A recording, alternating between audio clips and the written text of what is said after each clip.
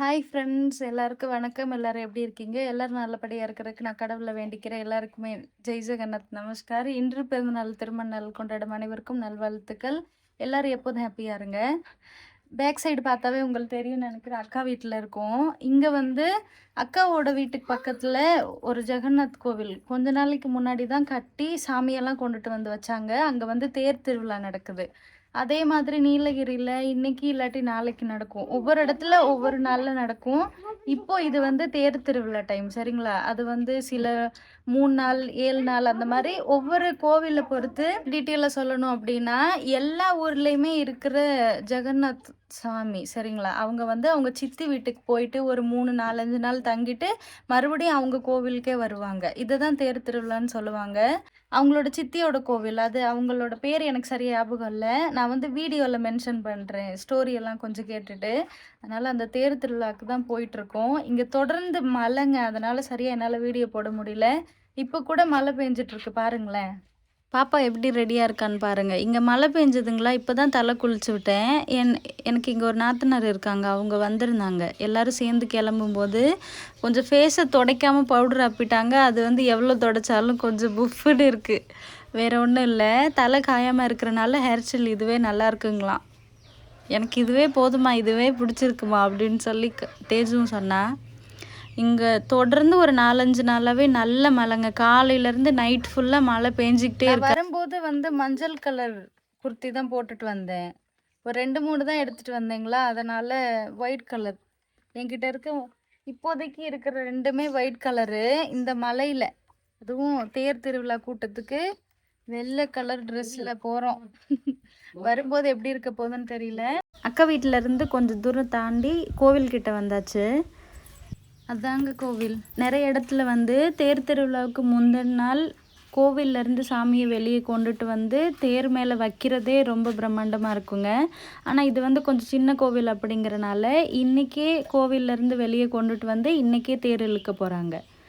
அவங்க சித்தி வீட்டுக்குமே இன்றைக்கி தான் போவாங்க.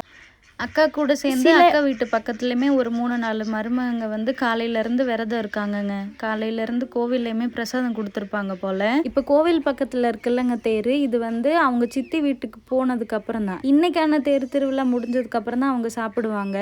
ஒவ்வொரு இடத்துல ஒவ்வொரு மாதிரி தேர் திருவிழா நடக்குங்க. பெரிய கோவில் அப்படின்னா முதல்ல கோவிலுக்குள்ளேருந்து சாமியை வெளியே கொண்டுட்டு வந்துட்டு சும்மா அன்றைக்கும் தேர் திருவிழா இருக்கணுமேங்கிறதுக்காக சும்மா ஒரு 5 ஸ்டெப்பு முன்னாடி கொண்டுட்டு வந்துட்டு வச்சுருவாங்க.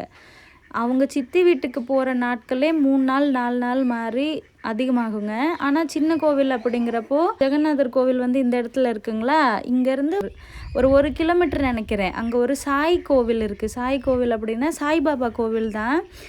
இந்த கோவிலுக்காக இப்படி சொல்கிறாங்களா என்னன்னு தெரியலங்க. ஆனால் நீலகிரியில் இதுக்கு முன்னாடி நான் வீடியோ அப்லோட் பண்ணியிருப்பேன். அந்த வீடியோ பார்த்துருந்தவங்களுக்கு தெரிஞ்சிருக்கும்னு நினைக்கிறேன். அங்கே வந்து அவங்களோட சித்திக்குன்னே தனியாக ஒரு கோவில் இருக்குது. அங்கே வந்து இதே மாதிரி ஜெகநாத் கோவில் நல்ல பெருசாக இருக்குங்க. அங்கேருந்து ஒரு 1 கிலோமீட்டர் தூரமோ இந்த மாதிரி தூரத்தில் ஒரு கோவில் இருக்குது. அது பெரிய கோவில் தான். அதில் நிறைய சாமிங்களும் இருக்காங்க. ஆனால் அவங்களோட சித்திக்குன்னே தனியாக ஒரு போர்ஷன் இருக்குங்க. அங்கே தான் கொண்டு போய் அவங்கள வைப்பாங்க. ஒவ்வொரு இடத்துலையும் ஒவ்வொரு மாதிரி. அதனால் இன்றைக்கி இந்த தேர் வந்து சாய்பாபா கோவிலுக்கு போயிட்டு அங்கே வச்சுட்டு அதுக்கப்புறம் 9 நாள் கழிச்சு, சில பேர் வந்து 9 நாளுன்னு சொல்கிறாங்க, சில பேர் வந்து 8 நாள்னு சொல்கிறாங்க. எனக்கு சரியாக தெரியலங்க. நான் இங்கே இருக்கிறனால இந்த தடவை வேணால் ரிட்டன் தேர் அங்கேருந்து வரும் இல்லைங்க, அப்போது நான் உங்ககிட்ட கண்டிப்பாக சொல்கிறேன். இன்னொன்று வந்து இப்போதைக்கு இங்கே எப்படி பூஜை நடக்குது, அங்கே பஜனை எல்லாம் பாடுறது எல்லாமே நீங்கள் கேளுங்க. இதுக்கப்புறம் ஒரு ஸ்டோரியும் இருக்குது, அதை நான் சொல்கிறேன்.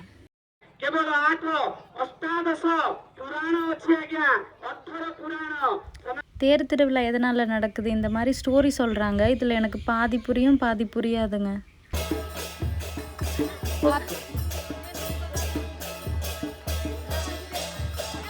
சாமியெல்லாம் கொண்டுட்டு வந்து வச்சதுக்கப்புறம் இந்த கொடை வந்து எங்கள் ஊர்லேயுமே இருக்குது. கொடையெல்லாம் வந்து முன்னாடி போகும், அதுக்கப்புறம் சாமி பின்னாடி போகும். இந்த மாதிரி சம்பிரதாயத்தில் தான் நினைக்கிறேன்.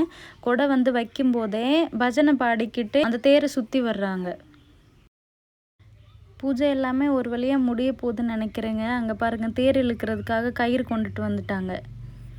இன்னும் கொஞ்சம் நேரத்தில் இழுத்துருவாங்க.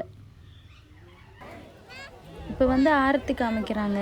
நாங்கள் வரும்போது இருந்த கூட்டத்தை விட தேர் இழுக்க போகிறாங்கங்கிற டைமில் நிறையவே கூட்டம் வந்துருச்சுங்க. நான் பூஜை பண்ணக்கூடாது, அதனால் நான் பக்கத்தில் போகல. இங்கே வந்து அக்கா வீட்டுக்கு பக்கத்தில் தானே என்ன தத்தெடுத்துருக்காங்கல்ல, அந்த அம்மா வீடு இருக்குது. நாங்கள் எல்லாருமே தேர் பக்கத்தில் தான் நின்றுட்டு இருந்தோம். இங்கே டான்ஸ் இருக்குது, வாங்க போய் பார்க்கலான்னு சொல்லிட்டு அம்மா தான் என்னை இங்கே கூட்டிகிட்டு வந்தாங்க. பார்த்துக்கிட்டு இருந்த கொஞ்ச நேரத்துலேயே தேஜுவுக்கு தூக்கத்தை பாருங்கள். கிளைமேட்டும் கொஞ்சம் கூலாக இருக்குங்களா, மேடம் தலை வேற குளிச்சாங்க. குழந்தைங்களுக்கு சொல்லவே வேணும், நல்ல தூக்கம். கொஞ்சம் நேரம் தூங்க விட்டுட்டு அதுக்கப்புறம் எழுப்பணும். இப்போ எல்லாருமே ரெடியாக இருக்காங்கங்க. கயிறெல்லாம் இழுத்து வரிசை போயிட்டுருக்கு.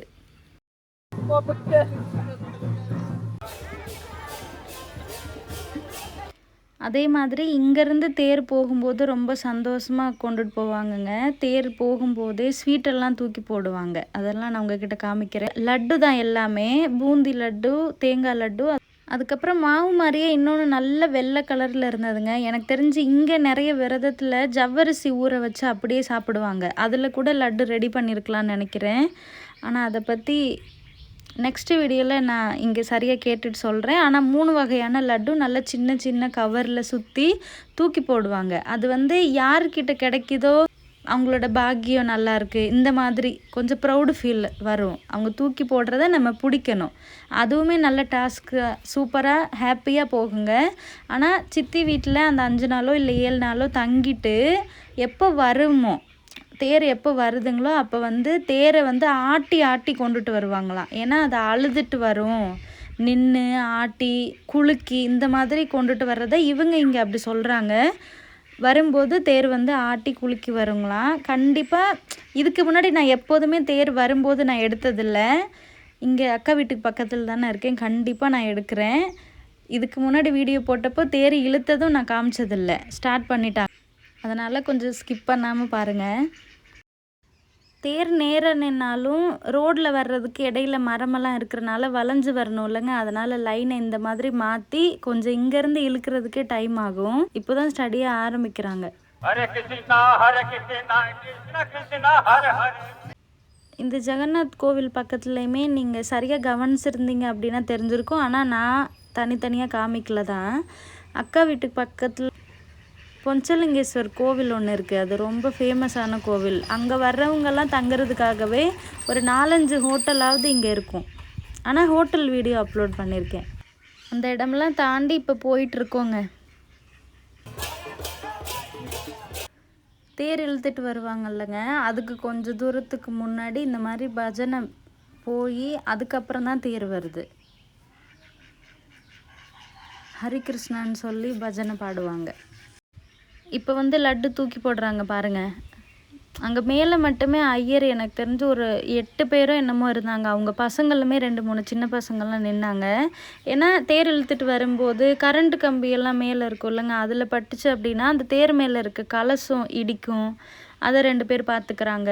அதுக்கப்புறம் தேர் போயிட்டுருக்கும்போதே இப்போது இழுக்கும்போது தேர் நேராக வருதா என்னங்கிறத மேலே உட்காந்துருக்கிறவங்க பார்த்து தானே தெரியும். இல்லாட்டி எங்கேயாவது இடிக்கும் அப்படிங்கிறதுக்காகவுமே ஒரு சைடு பசங்க இழுக்கிறாங்க, இன்னொரு சைடு பொண்ணுங்க பாட்டிங்க இந்த மாதிரி எல்லாருமே இழுக்கிறோம். அதை வந்து அவங்க அங்கே ஒருத்தவங்க மைக்கு வச்சுருக்காங்க. ஒவ்வொரு இடத்துலையுமே கொஞ்சம் நேராக போங்க, கொஞ்சம் சைடாக போய் இப்போ நேராக இழுங்கன்னு சொல்லி அதையுமே சொல்கிறாங்க. இந்த மாதிரி லட்டு தூக்கி போட்டப்போ பாப்பாவுக்குமே ஒரு ஸ்வீட் கிடச்சதுங்க. அவளும் ஒன்று எடுத்தா. இன்னொன்று வந்து இதுதான் என்னோட 3வது தம்பி. இங்கே தத்தெடுத்துருக்காங்களா அவங்களோட 3வது பையன். 2 பேரை நீங்கள் வீடியோவில் பார்த்துருப்பீங்க. ஈவன் அந்தளவுக்கு நான் வீடியோவில் காமிச்சதில்லை. அதிகமாக பேசவே மாட்டாங்க, அதனால் அடிக்கடி காமிக்க முடியல. அவன் ஒன்று கொடுத்தான், தேஜு ஒன்று எடுத்தா, எனக்குமே ஒன்று கிடச்சது. இப்போ வந்து கொஞ்சம் ஊருக்கு வெளியே இருக்கும். சுற்றி பாருங்கள் மலையெல்லாம் எவ்வளோ அழகாக இருக்குன்னு.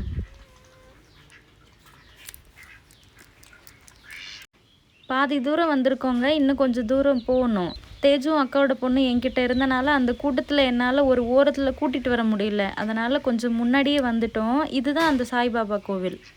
இந்த கோவில் பக்கத்தில் வந்து தேர் நின்றுச்சு அப்படின்னா இன்றைக்கான தேர் திருவிழா முடிஞ்சதுங்க. அதுக்கப்புறம் சாமியை உள்ளே கொண்டுட்டு போயிடுவாங்க. அது நாளைக்கு நடக்குமா என்னன்னு தெரியலங்க. இன்றைக்கி என்னால் முடிஞ்ச அளவுக்கு எல்லாமே எடுத்துடுறேன். தேர் வந்துருச்சுங்க. சாய்பாபா கோவில்கிட்ட தேர் வரும்போது கிட்டத்தட்ட 6:40 இருக்குங்க. அப்போ வந்து இதுக்கு முன்னாடியே தூறலாக இருந்தது. பாதி தூரத்துலேருந்து நாங்கள் கொடை பிடிச்சிட்டு நடந்துட்டு வந்துட்டோம். ஆனால் இப்போது கொஞ்சம் அதிகமாகிடுச்சுங்க. மலையில் வெளியே வச்சுருக்க மாட்டாங்களாம். அதுக்கு முன்னாடி ஒரு வண்டி இருக்கும் பாருங்கள், அதில் வந்து ஒரு சின்ன ஸ்டாண்டு மாதிரி இருக்குது பார்க்குறதுக்கு. அதில் வச்சு சாமியை இன்றைக்கே கோவிலுக்குள்ளே கொண்டுட்டு போகிறேன்னு சொல்லிட்டாங்க. இதுக்கப்புறம் அக்காவுமே கொஞ்சம் தூரம் முன்னாடி ஒரு மண்டபத்துக்கிட்ட வெயிட் பண்ணிகிட்டு இருந்தாங்க. மழை கொஞ்சம் அதிகமாக இருந்தனால, அதனால் நாங்கள் இப்போ தான் போகிறோம். அங்கே பிரசாதம் கொடுப்பாங்களாம். அது வந்து கிச்சடி பாத்தோன்னு சொல்லுவாங்க. அதில் வந்து நிறைய காய்கறி இருக்கும், கொஞ்சம் இனிக்கிற மாதிரி இருக்கும், முந்திரி, கடலைப்பருப்பு, சுண்டல், இந்த மாதிரி எல்லாமே போட்டிருப்பாங்க. அது வந்து ஒவ்வொரு கிண்ணத்தில் கொடுப்பாங்க. ரொம்ப கூட்டமாக தாங்க இருந்தது. வாங்கி சாப்பிட்டுட்டு தான் நாங்கள் வீட்டுக்கு வந்தோம். ஆனால் வீட்டுக்கு வர்றதுக்கு 7, 8 ஆயிடுச்சு. நாங்கள் 1 கிலோமீட்டர் மாதிரி நல்ல மழையில், நல்ல வேளை நான், தேஜு, அக்காவோட பொண்ணு மட்டும்தான் தலை மட்டும் நனையாமல் இருந்தது. மற்றபடி ட்ரெஸ்ஸு எல்லாம் நனைஞ்சிருச்சு. அக்கா அண்ணாலாம் பயங்கரமாக ஈரமாயிட்டாங்க. அவங்க பூஜை பண்ணுறது கவர் கொண்டுட்டு வந்தாங்களே, அதுக்குள்ளே தாங்க மொபைலுமே வச்சுருந்தோம். வீட்டுக்கு வந்ததுக்கப்புறம் மொபைல்லாம் எந்த பிரச்சனையும் இல்லை. ஆனால் வந்து சேர்றதுக்கே 8 மணிக்கு மேலே ஆயிடுச்சுங்களா. அதுக்கப்புறம் என்னால் வீடியோ எடுக்க முடியல. ஓகே, இதுக்கப்புறம் ரிட்டன் தேர் வரும்போது என்னங்கிறத நான் சொல்கிறேன்.